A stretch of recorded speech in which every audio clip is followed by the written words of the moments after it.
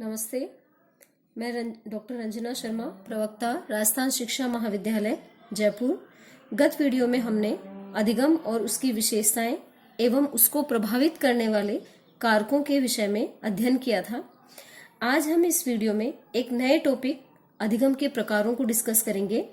यह topic BEd प्रथम वर्ष के तृतीय प्रश्न पत्र अधिगम एवं शिक्षण तथा शिक्षा मनोविज्ञान से संबंधित है, इसलिए काफी महत्वपूर्ण है। इसमें हम अधिगम के प्रकारों को भिन्न भिन्न प्रकार से समझने का प्रयास करेंगे। सर्वप्रथम हम सामान्य रूप से अधिगम के 3 प्रकारों को देखते हैं, जिसमें पहला प्रकार है संज्ञानात्मक या ज्ञानात्मक अधिगम, जिसे कॉग्निटिव या नॉलेजेबल लर्निंग कहा जाता है। दूसरा क्रियात्मक अधिगम, जिसे कॉग्निटिव या फंक्शनल लर्निंग कहा जाता है। और तीसरा भावात्मक अधिगम, जिसे अफेक्टेड लर्निंग कहा जाता है। इन तीनों रूपों में हम अधिगम के प्रकारों को डिस्कस करेंगे। सर्वप्रथम हम लेते हैं संज्ञानात्मक या ज्ञानात्मक अधिगम। संज्ञानात्मक अधिगम ज्ञान से संबंधित है और इसको 3 भागों में विभाजित किया गया है। पहला है प्रत्यक्षात्मक संज्ञानात्मक अधिगम। इसके अंतर्गत मूर्त वस्तुओं अधिगमकर्ता इसके अंतर्गत मूर्त वस्तुओं को देखकर, छूकर, सुनकर आदि तरीके से यानी प्रत्यक्षतः सीखते हैं। यह शैशवावस्था से बाल्यावस्था के मध्य पाया जाता है। दूसरे नंबर पे आता है प्रत्यक्षात्मक अधिगम। इसके अंतर्गत अमूर्त चिंतन पर ज्यादा जोर दिया जाता है, कल्पना तथा तर्क वितर्क के द्वारा सीखा जाता है। यह अवस्था मुख्यतः किशोरावस्था से संबंधित होती है। तीसरे रूप में संज्ञानात्मक अधिगम को हम साहचर्य अधिगम के रूप में लेते हैं, जिसके अंतर्गत समान परिस्थितियों में एक अधिगम प्रक्रिया के द्वारा दूसरे अधिगम को भी जोड़ा जा सकता है, यानी पहले से सीखे गए पूर्व ज्ञान की सहायता से नवीन ज्ञान अर्थात पहले से सीखे गए अनुभव या ज्ञान के आधार पर नया ज्ञान जो दिया जाता है वो साहचर्य अधिगम के अंतर्गत आता है। जैसे जिसे बाइक चलानी आती है, वह अगर कार चलाना सीखता है और उन बाइक चलाने के नियम एवं अनुभवों का यहाँ प्रयोग करता है, तो वो साहचर्य अधिगम के अंतर्गत आता है। इस तरह से इस प्रकार इन 3 रूपों में हम संज्ञानात्मक अधिगम को देखते हैं। दूसरा हमारा अधिगम का प्रकार है क्रियात्मक अधिगम। क्रियात्मक अधिगम के अंतर्गत यह क्रिया से संबंधित होता है। इसे मनोदैहिक अधिगम भी कहा जाता है। व्यक्ति की विभिन्न प्रकार की क्रियाएं जैसे तैरना सीखना, सिलाई सीखना, नृत्य सीखना, संगीत सीखना आदि के माध्यम से जो अधिगम होता है वो क्रियात्मक अधिगम कहलाता है। यह अधिगम कला में निपुणता से संबंधित होता है और मनोदैहिक होता है। जो हमारा तीसरे प्रकार का अधिगम है वह है भावात्मक अधिगम। क्यों? क्योंकि जो मनुष्य या जीव प्राणी है जीव जगत में, उसमें भाव एवं इमोशंस का स्थान होता है, इसलिए अधिगम भी कहीं ना कहीं भाव एवं भावनाओं से संबंधित या प्रभावित होता है, इसलिए अधिगम में इसका महत्वपूर्ण स्थान होता है। इसके अंतर्गत हम ये देखते हैं कि यदि किसी बालक को चित्र, रंग, संकेत, आकृति, संवेग या लुभावनी वस्तुएं, शब्द आदि को आधार मानकर सिखाया जाए तो वह भावनात्मक अधिगम कहलाता है या इसके अंतर्गत आता है। जैसे हम देखें कि ट्रैफिक सिग्नल के नियमों को कक्षा में सिखाने के लिए टीचर चित्रों का प्रयोग करता है या उन्हें प्रयोगात्मक तरीके से संकेत के द्वारा सिखाया जाता है, तो वह भावात्मक अधिगम के अंतर्गत आता है। अधिगम के इन 3 प्रकारों के अलावा जो अधिगम प्रकार सर्वप्रसिद्ध हैं वो रॉबर्ट एम गेने द्वारा दिए गए अधिगम सोपानकी या पदानुक्रम प्रकार हैं। गेने ने अपनी कृति कंडीशन ऑफ लर्निंग में अधिगम के 8 प्रकार बताए हैं, जिन्हें सरल से जटिल के क्रम में देखा जा सकता है। इनका मानना है कि किसी नवीन प्रकार के अधिगम को करने के लिए इससे पूर्व प्रकार के अधिगम का ज्ञान अपेक्षित होता है।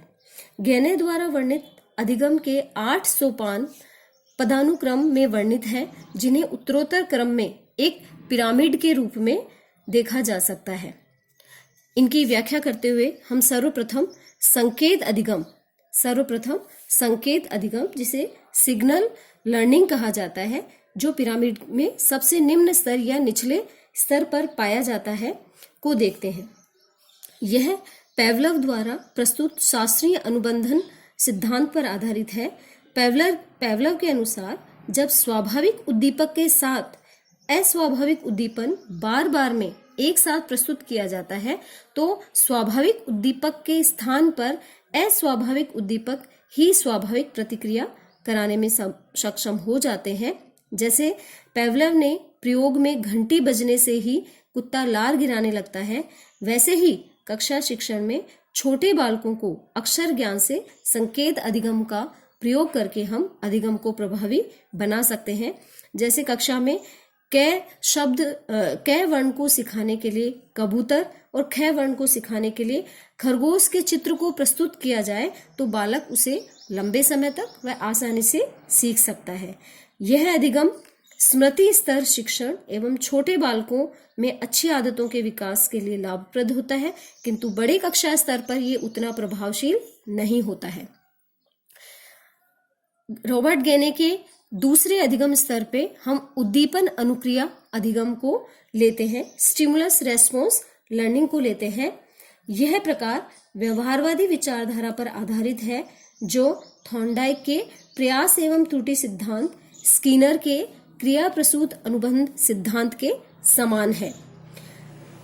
प्रथम प्रकार से विपरीत इस अधिगम में विशिष्ट उद्दीपक के प्रति अनुक्रिया अपेक्षित एवं निश्चित होती है। मैं आपको पुनः एक बार ये चीज याद दिलवा दूं कि गेने ने अपनी जो ये हायरार्की दी है, यह प्रथम सोपान से द्वितीय सोपान की ओर ही बढ़ती है। यहाँ हम प्रथम से तृतीय या चतुर्थ सोपान पर नहीं जा सकते। उनका ये मानना है कि ये सभी एक दूसरे से संबंधित है और एक सोपान से दूसरे सोपान की ओर ही बढ़ती है। तो हम द्वितीय सोपान पे थे, उद्दीपन अनुक्रिया सिद्धांत। इसके लिए इन्होंने उदाहरण दिया है कि एक कुत्ते को गले में पट्टा बांधकर या जंजीर बांधकर उसका मालिक विशिष्ट अनुक्रियाएं सिखाता है और उस कुत्ते के उन विशिष्ट क्रियाओं को करने के पश्चात उसे प्रशंसा या प्रोत्साहन दिया जाता है।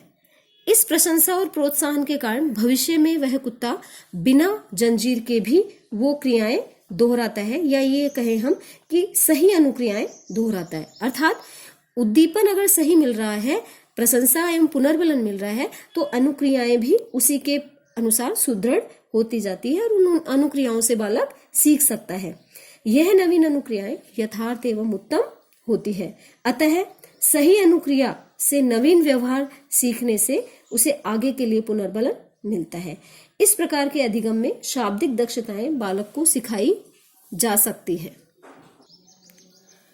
अधिगम सोपान का तृतीय सोपान है श्रृंखला अधिगम या चैन लर्निंग। ये तीसरा प्रकार है।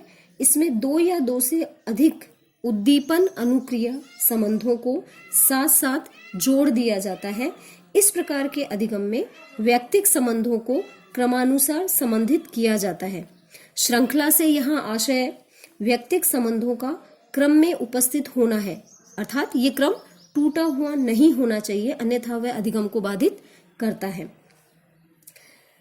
व्यक्तिक संबंधों का क्रम में उपस्थित होना, जब तक व्यक्ति श्रृंखला को पूर्ण रूप से सीख नहीं जाता तब तक अधिगम पूर्ण नहीं होता है। रॉबर्ट गेने ने दो प्रकार के श्रृंखला अधिगमों की व्याख्या की है। पहला है शाब्दिक श्रृंखला अधिगम और दूसरा है अशाब्दिक श्रृंखला अधिगम। शाब्दिक श्रृंखला जैसे इसके नाम से विदित है, इसमें वर्ण से अक्षर, अक्षर से शब्द, शब्द से वाक्य, वाक्य से पूरा पेज या पूरा एक पैराग्राफ तैयार किया जाता है और इसी माध्यम से बच्चे को सिखाया जाता है। जबकि अशाब्दिक श्रृंखला के अंतर्गत चित्रों के द्वारा, जैसे कि हम बालक को व्यक्ति के विकास की प्रक्रिया समझाएं, तो जन्म से लेकर मृत्यु तक के उसके शारीरिक विकास को चित्रों के द्वारा हम उसी क्रम से दिखाएं तो बालक अधिक सहजता से, सरलता से सीख पाएगा, ये दर्शाया जाता है। इसलिए श्रृंखला अधिगम यानी चैनिंग सिस्टम को भी एक शिक्षक को ध्यान रखना चाहिए शिक्षण प्रक्रिया के द्वारा कि कैसे वो स्टेप बाय स्टेप कड़ियों को जोड़ते हुए अधिगम को सरल बना सकता है।